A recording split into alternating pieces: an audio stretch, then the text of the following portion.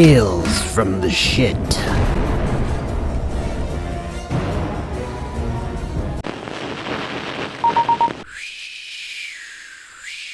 Oh, hey tripod, is it that time already? Oh, I'm just pretending to be a cloud. What's with the MAGA hat? Well, I know it kind of started as a joke, but now it's kind of grown on me. It's precious to me. Right. Is there downsides to wearing it? Oh yeah. For starters, I look retarded, more so than normal. And I started saying the N-word at red lights.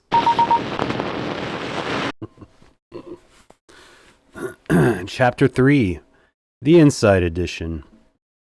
Let me be the first to admit, this next part is pure speculation. To tell it honestly, I'd have to get inside the machinations of Ted Cruz, but some places are too dark, even for me. But in my head, I can sort of picture what happened, and I think it's something like this.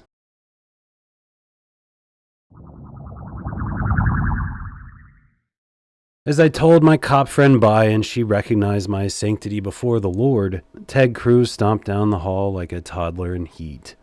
As his shoes thwacked against the floor, he straightened his enormous silver belt buckle and gritted his bleach-white teeth in longing.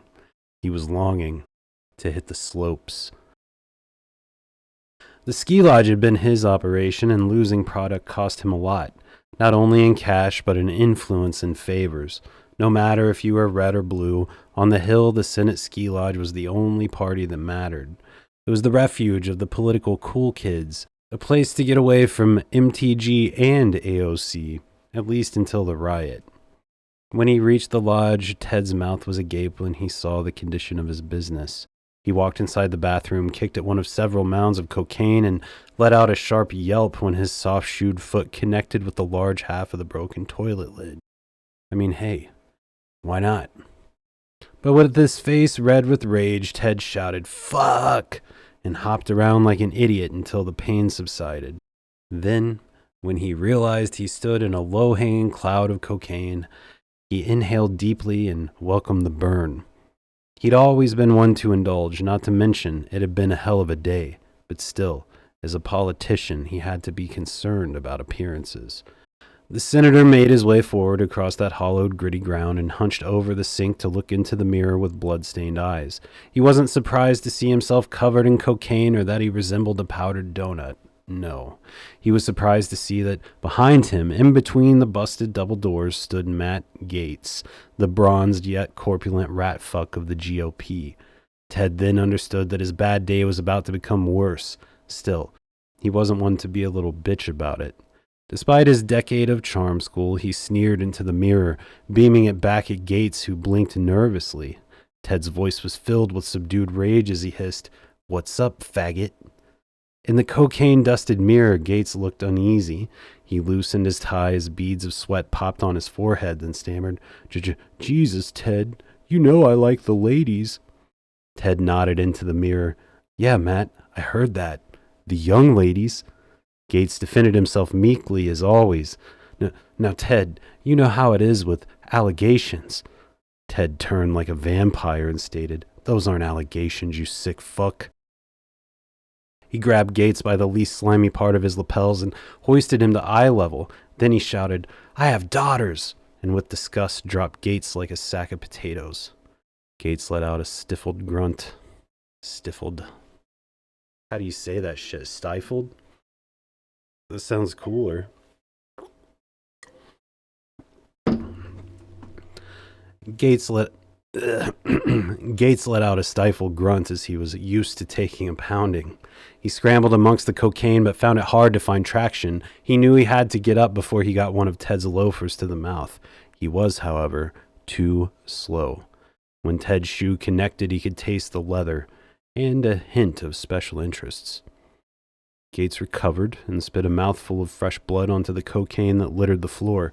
Red and white, the blue would come sometime after. Though he knew better, he shouted, "I'm telling McConnell." Cruz retracted his foot and placed it firmly upon the gritty ground. After a suitable pause, he said, "I don't give a fuck about McConnell." Gaetz laughed and said, "Yeah, right. Everyone knows he owns you." Cruz shouted, "Nobody owns Ted Cruz."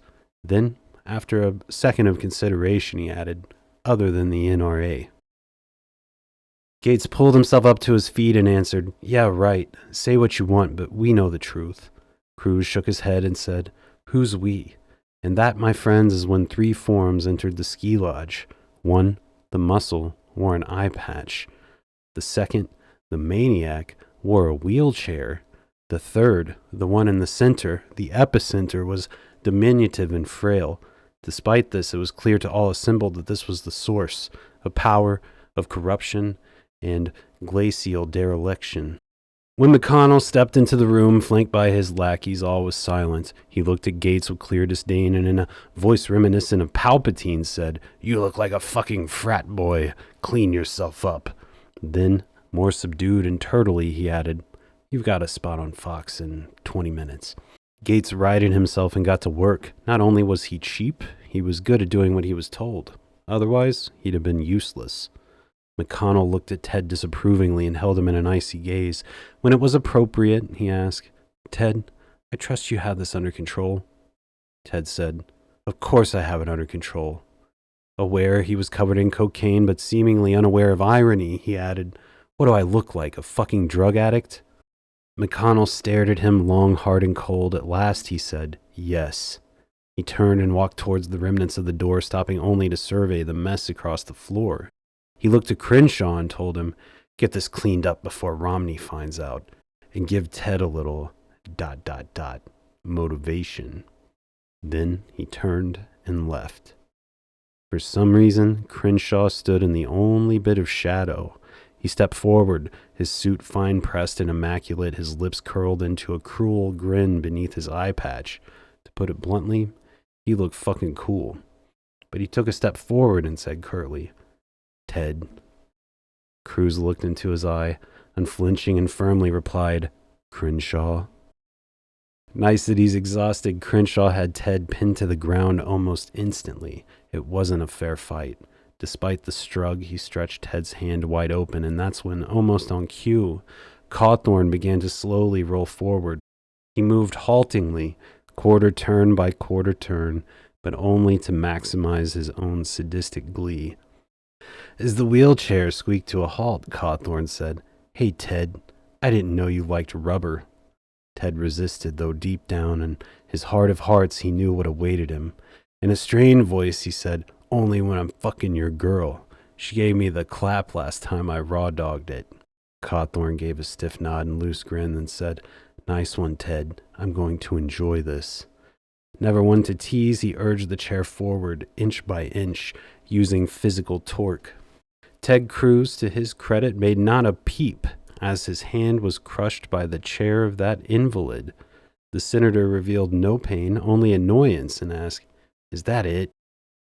Cawthorn looked down and with a sneer said, no, Ted.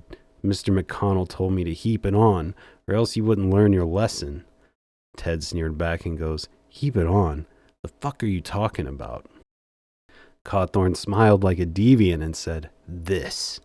He produced a low gurgling noise from the back of his throat as he assembled a bundle of snot and spit. Knowing well what was about to happen, Crenshaw turned his eye away. Cawthorn hunched over his chair and aligned his mouth with the top of Ted's forehead. With a sickening slurp, the wad of sticky saliva slowly descended. Unable to help himself, Ted Cruz screamed, you bastards! You'll never get away with this! Cawthorn was a pro. He worked his lips and gradually allowed the loogie to make light contact with Ted's powdered face, then instantly and decisively Yo-Yo slurped it back into his mouth. He smacked his lips and stated, just did, bitch. Gates, whom everyone had rightfully forgotten about, said, yeah, he just did. Ted wasn't surprised when his assailants joined him in saying, shut up, Gates. Then came an uncomfortable silence, broken only by his sporadic whimpers.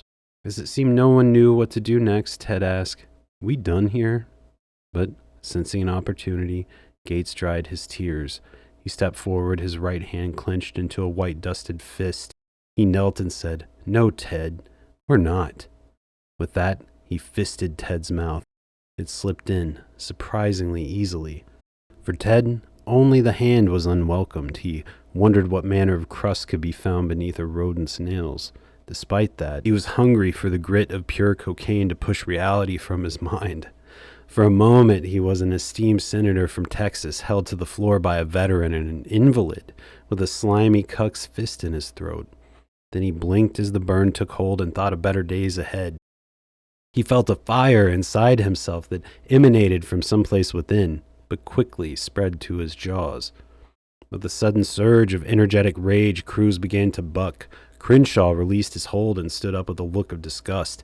As he watched Ted writhe, he said, "Christ, Gates, you gave him too much." Cawthorn creaked his chair backwards and, almost sounding worried, he added, "Yeah, he's swelling right the fuck up." Rubbing his jaw, Gates shrieked, "What about me? What about my swelling? He kicked me in the fucking mouth." Crenshaw said, "That'll happen." Then he shot Cruz a sideways eye along with a subtle thumbs up. Gates, exasperated, said, "Getting kicked in the mouth? That'll happen?" Before Gates could burst, Cawthorn injected, "I'd do it if my legs worked." Gates popped and shouted, "Fuck you guys," and stormed out of the ski lodge. Cawthorn, laughing, rolled close behind. From down the hall there was the sound of a stumble, and Gates yelled, "Keep your fucking dead legs off me." As the distant Cawthorn cackled wildly, Crenshaw dusted a bit of powder off his coat from his scuffle with Cruz. Then he offered his hand. "You know how it is, Ted. It's all an act. We're Texans. I got your back." Ted took Dan's outstretched hand and allowed himself to be pulled to his feet. With renewed intensity, he mumbled, all an act, yes. Texans, Texans, yes, yes." It was at that moment he realized he was dangerously hyped. Not to mention, his face was rapidly swelling, and his eyes had developed a twitch. In a fucked up way, he resembled post-Watergate Nixon. That's why, I bet, Crenshaw looked to him with sympathy and said, "I haven't seen anyone ingest that much blow since last year's filibuster. You should take some Valium or something, Ted, before your heart explodes." Ted's addled head considered, then rapidly decided. He slammed his hand on the counter and said, "Fuck Valium. I need vengeance." Then he pushed his way past Crenshaw, stomped down the hall, and made his way to the balcony, jaw swelling all the while. By the time he made it outside to shout at yours truly, he, like I'd mentioned, was no longer capable of speaking English. Whatever he spoke came out harsh and garbled.